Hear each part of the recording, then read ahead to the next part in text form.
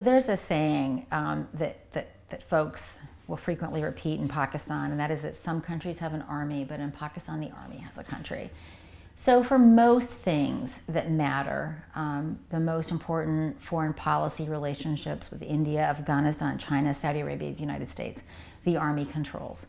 The army controls, of course, defense policy. The army pretty much gets to dictate what percentage of the budget it gets. It never has to justify what percentage of the budget it demands.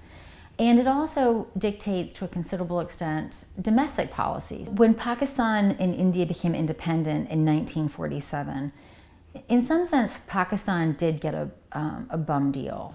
India retained basically the architecture of the civil service, the architecture of the military. There had never been any history of governing Pakistan from Karachi. It was a brand new, it had been a provincial capital, but there had never been any history of governing this landmass from that territory.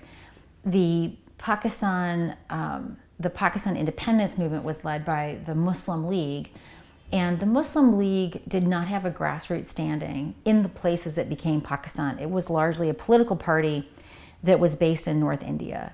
And they spoke a language that literally no one spoke in Pakistan.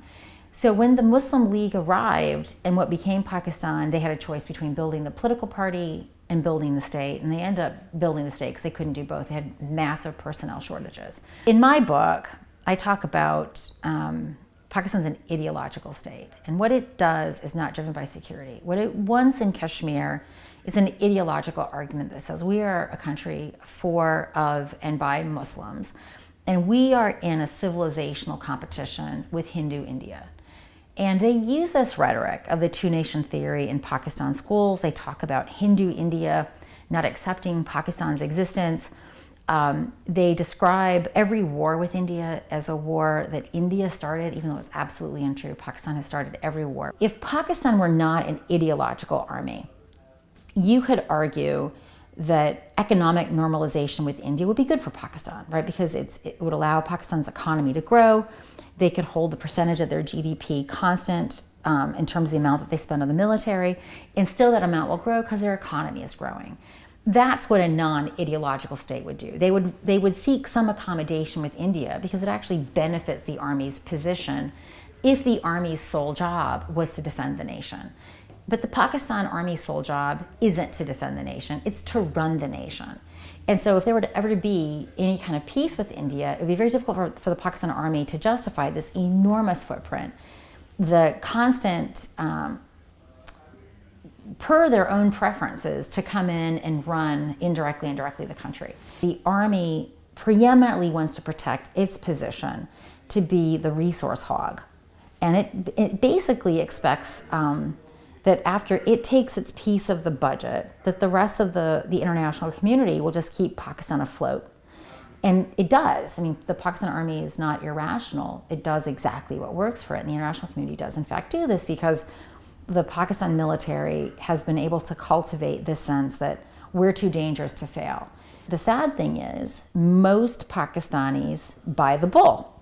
There isn't widespread protests. Whenever the military finds itself in trouble, it's very good at spreading conspiracy theories that this isn't our doing, it's India's doing, it's the United States doing, it's Israel's doing. And so they're very good at attenuating any kind of public criticism of what the army does. It's a self-licking ice cream cone. In recent decades, what Pakistan has also tried to do is use terrorism to retard India's rise. Pakistan views India as a hegemon. It views itself as the only country in the region that can resist India's rise. And this has given rise to other theaters of competition. So, for example, Afghanistan is a place where India and Pakistan are fiercely competitive.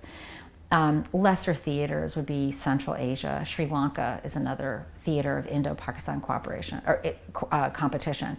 But the main issues are to reverse the territorial status quo in Kashmir and to resist India's rise through all means possible, really.